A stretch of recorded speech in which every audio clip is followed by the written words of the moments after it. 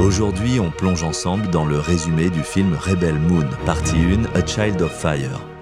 On commence sur la lune agricole de Velt, un endroit paisible presque hors du temps.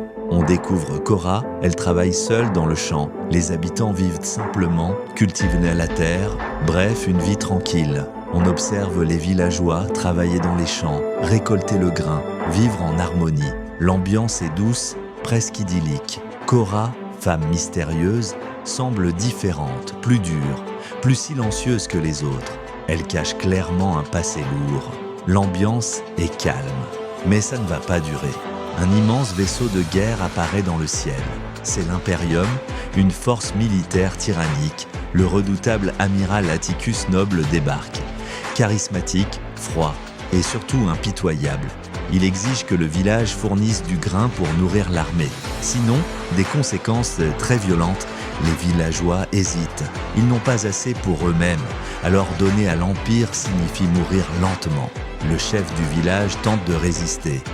Et Noble le tue sans hésiter. Là, le ton est clair. Aucun compromis possible. Atticus Noble donne un délai au village. Ils doivent livrer leur récolte. Sinon, ils seront exterminés. La tension est maximale. Les villageois sont impuissants. Noble impose une collaboration forcée. Il installe une présence militaire permanente. L'ambiance bascule, la peur remplace la paix. Les soldats tentent d'abuser d'une jeune villageoise. Un jeune soldat tente de s'interposer, mais il est vite neutralisé. Cora intervient brutalement. C'est là qu'on découvre ses capacités de combat impressionnantes, son sang-froid extrême. Elle neutralise les soldats avec une précision militaire. À ce moment, on comprend. Cora n'est pas une simple fermière. Cora comprend alors une chose essentielle. Velt ne pourra survivre qu'en résistant. Elle décide de quitter la planète avec un jeune fermier naïf mais courageux nommé Gunnar. Leur objectif, parcourir la galaxie pour recruter des combattants capables de tenir tête à l'Empire. À travers des dialogues et des flashbacks, on apprend que Cora a été élevée par l'Empire. Elle était une guerrière d'élite. Elle a fui après un événement tragique lié à la famille royale. Elle connaît donc parfaitement l'ennemi.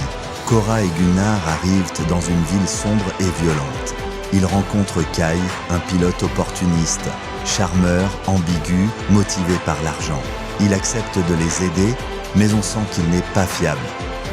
Kai les amène avec vaisseau spatial sur une planète où ils rencontrent un homme enchaîné appelé Tarak, qui travaille pour payer une dette.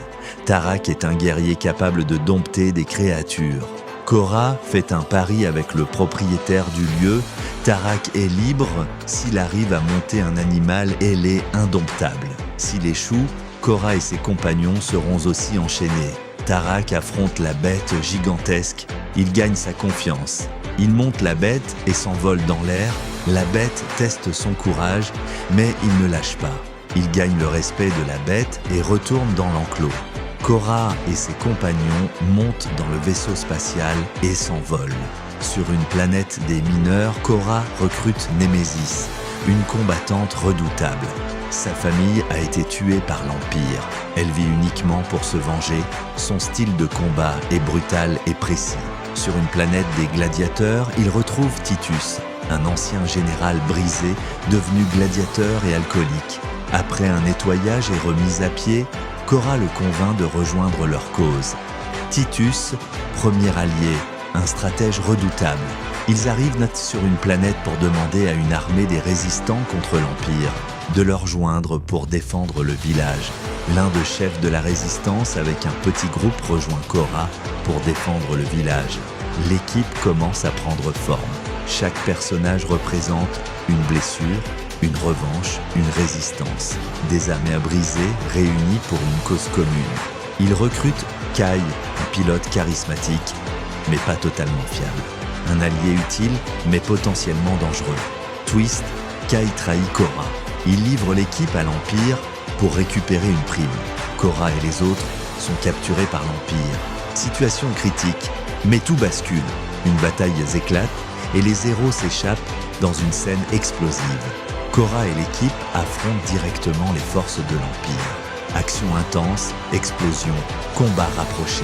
Korra affronte Atticus Noble. Duel intense, combat brutal, stratégie contre puissance. Korra parvient à le vaincre, apparemment. L'équipe retourne au village. Ils sont contents et pensant que se terminait. Mais surprise, malgré la mort apparente de Noble, plus tôt, il est ramené à la vie grâce à une technologie avancée de l'Empire. Cela montre la puissance quasi totale de l'Empire. Même la mort n'est pas une fin. Rebel Moon, partie 1, pose les bases d'une grande saga.